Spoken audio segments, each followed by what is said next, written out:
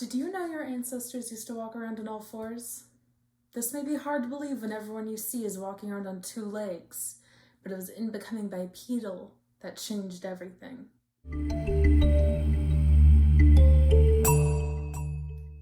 One of the most extensive evidences of bipedalism to date existed over 4 million years ago in our hominin ancestor Ardipithecus ramidus. This shift in locomotion continued over time in other hominin species and ended up fundamentally altering the pelvis shape. This change came in association with the increasing brain size of other hominins and ultimately resulted with negative implications for female hominids. The bigger-brained hominids, especially Homo sapiens, produced bigger-brained offspring that were expected to fit through a narrow birth canal that did not adapt to accommodate this shift. These developments increased the risks of childbirth for both mother and child, which resulted in the increases in morbidity and mortality rates.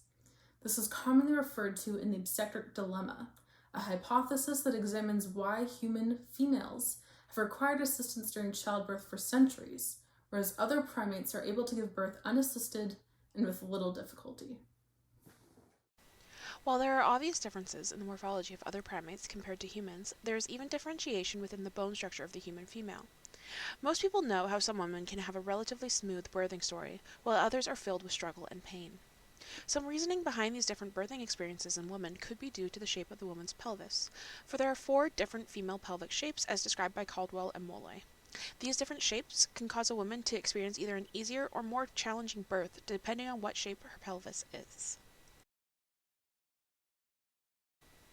This is the gynecoid pelvis, also known as the genuine female pelvis, which is actually the pelvic shape that is most suited to allowing the passage of a child through. This is because this pelvic shape has a round inlet and the pelvic cavity is typically shallow with straight side walls. This pelvic shape has ischial spines that are not overly prominent, which allows for the easy passage of the child. This is the android pelvis, which resembles the morphology of a typical male pelvis. This pelvis has a heart-shaped inlet with a narrow front. The pelvic cavity is narrow, straight, and long with prominent ischial spines which jut out and potentially cause trouble for the child passing through. This is the anthropoid pelvis. This pelvic shape has a long oval inlet with a narrow pelvic cavity. While there are some potential complications that can arise during birth with this pelvic shape, if the child enters the pelvis in an anterior position, the birth should pass without many or any complications. The final pelvic shape is a platyploid pelvis. This pelvis has a wide and transversely oval-shaped inlet, similar to the shape of a kidney. This pelvis has a shallow pelvic cavity. Women with the shaped pelvis can have difficulty during labor as the baby can experience some trouble when trying to enter the pelvis. However, once the child has entered the pelvis, there should be no further difficulties. Within hunter-gatherer communities, it is believed that these codependent societies would have provided assistance to expecting mothers as well as new mothers through the aid of family and extended kin. The grandmother hypothesis aids this idea as it interprets the longevity of human menopause as an intrinsic support system for child rearing in hunter-gatherer communities. As societies developed, childbirth was considered a female practice, with midwives leading the birthing process for new mothers. This was a common practice for the natural childbirth in an attempt to combat the dangers of birth that would ultimately lead to the death of mothers and children. More challenges came about from fashion practices, especially the use of corsets, as the female pelvis faced further and even deadlier alterations. However, until the medical interventions were introduced, natural vaginal birth was the only practice for many years. Midwives would try to alleviate complications that would occur to the best of their abilities, and ultimately, if the mother died with a chance to save the unborn child, a caesarean delivery would be performed as a last resort. Through medical interventions, the birthing practice moved into the hands of doctors and shifted into a male-dominated practice with a scientific view. This brought out medical practices that radicalized the birthing process in an attempt to improve the dangers of natural childbirth. In the beginning, this only resulted in higher mortality and morbidity rates than before. Slowly, these intervention practices were improved and keened with the ultimate option for caesarean delivery as a life-saving alternative from natural childbirth for not only the child but also the mother. Ultimately, all of these birthing practices still see complications and negative outcomes. The practice of childbirth remains dangerous for every human female who undergoes it. To understand the childbirth practices and their implications better, we ask, how has childbirth in humans shifted into C-sections becoming more mainstream? When births were first beginning to be performed in hospitals, whether by vaginal or caesarean delivery, the chance of maternal mortality was actually higher for those who gave birth in the hospitals than for those who were having home births. The reasoning behind this high mortality rate was discovered in the 1800s by Ignace Semmelweis and Oliver Wendell Holmes, and it was because of improper hand hygiene. Back in those days, it was a common practice for doctors and medical students to head straight into the delivery room after conducting autopsies, and although they were still washing their hands with soap and water between procedures, the women were becoming ill after delivery. It was only when it was noticed that the doctor's hands still held an odor from the autopsy, even after washing them, that the reasoning was determined. The doctors' and medical students' hands were not being properly sanitized between procedures, and so there were still what Semmelweis called cadaverous particles on their hands from the autopsies, which were being passed on to the delivering mother and thereby causing her to fall ill with puerperal fever. After this discovery, the doctors began scrubbing their hands with chlorinated lime solution before delivery, which showed a drastic drop in maternal mortality rates. With these new hand hygiene practices in hospitals, the maternal mortality rates within them began to drop, and eventually the hospitals began showing lower mortality rates than home births. However, there are also a lot of complications that can arise during vaginal births that cause doctors to have to consider delivering the child in another way. Some of these possible complications include perineal tears, where the vagina and surrounding tissue are torn during delivery, problems with the umbilical cord, whether it be getting caught around the arm, leg, or neck of the infant, or if the umbilical cord comes out before the child, abnormal heart rates of the child, or any signs of fetal distress, the mother's water breaking early, such that labor does not occur within 24 hours of the water breaking, and depending on her stage of pregnancy, this will result in either her being induced into labor or monitored closely at the hospital. Perinatal asphyxia, where the child is not getting sufficient oxygen before, during, or after birth. Shoulder dystocia, where the head of the child comes out, but one of the shoulders becomes stuck. Excessive bleeding, which can occur from either a tear in the uterus, or if the uterus does not continue to deliver the placenta.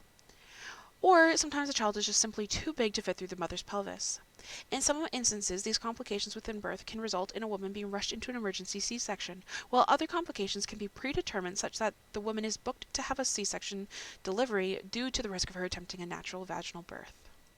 Some reasons why a C-section delivery may be booked for a woman are if the fetus is not in the head-down position close to its due date, if the mother has a pre-existing medical condition that could be emphasized by the stress of labor, such as a heart condition, if the mother has an infection that can be passed down to the child during a vaginal birth, such as HIV, if there is more than one child that the mother is carrying, or if the mother has had a C-section in a previous birth and the same problems are arising, or if there is fear of the previous scar tearing.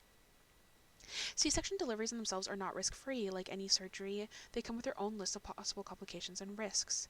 Children born by C-section are more likely to develop transient tachypnea, which is a breathing problem marked by abnormally fast breathing within the first few days post-delivery. The child is also at risk of being injured during the surgery. However rare it is still a risk for a child to be accidentally nicked during the procedure. The mother, however, can have a whole list of possible complications both pre, post, and during surgery, which include an infection to either the exterior wound or within the lining of the uterus, a postpartum hemorrhage, which is heavy or excessive bleeding, reactions to the anesthesia, blood clots, and lastly, any woman who undergoes a C-section increases her risk for future deliveries. As mentioned earlier, women who were more likely to be booked for a C-section if she had undergone one in the past because of the fear of her scar possibly tearing open from her previous delivery. Most doctors today will plan for vaginal birth delivery, unless specific complications in the pregnancy call for caesarean section. The need for a C-section can be a result from inherited genetic abnormalities or even gene mutations, which can lead to the expecting mothers to be unable to undergo a natural birth. There are numerous accounts where the individuals are unable to perform a vaginal birth, whether it be from pregnancy complications, pre-existing health problems, or from a pelvis that is unable to support the size of the fetus. Even environmental elements can be a cause for concern. If the mother had been developed within an unfulfilling environment and experienced poor growth, then that would result in her becoming a smaller individual. If the mother's living conditions then later on shifted and she was able to support a fetus, the necessary nutrition to encourage a large and healthy child, then that child would need to be delivered through a C-section. However, as seen in pop culture, more and more expecting mothers are electing for a caesarean section over a vaginal birth delivery. This new perspective can be seen portrayed in TV shows and movies where expecting mothers have their birthing plans go awry. In Hollywood, couples are depicted in varying situations with a variety of birth plans that do not always go to plan. In multiple cases, movies, such as Due Date, or even TV shows, such as The Mindy Project, depict couples who plan for a C-section delivery, but ultimately end up going into labor and giving birth vaginally. The fact that the mothers are able to give birth naturally in the end makes it clear that the mothers in question have elected for a C-section. This is a curious trend because there are just as many, if not more, complications to a C-section delivery that mothers would be able to avoid if they were to pursue a vaginal birth. It is likely these choices are made from the education and birthing options being a common practice in today's society. There's a stigma of fear that is present for any and all women who may undergo the treacherous practice of childbirth. While vaginal births typically follow a similar format when performed in the hospital, there are multiple techniques that a C-section can follow depending on what evidence the surgeon comes across during their assessment of the expecting mother and what they deem to be the best course of action. 4 general methods of these possible techniques are the Pfannestiel-Kerr method, the Joel-Cohen method, the Miscavlatic method, and the modified Miscavlatic method. While each method follows a similar structure during the caesarean surgery, they differ in how they go about each step of the process. Due to a caesarean delivery requiring the expecting mother to undergo a major surgery, it is expected for there to be differences in the recovery times between caesarean deliveries and vaginal deliveries. Mothers who undergo a natural vaginal delivery can leave the hospital as early as the day after birth and be back to normal activities in as soon as 1 to 2 weeks if they experience few complications. Whereas mothers who undergo caesarean deliveries could require a 3 to 4 day hospital stay after the procedure, depending on the individual complications she may have had, and take up to 4 or more weeks for her body to be more or less fully healed.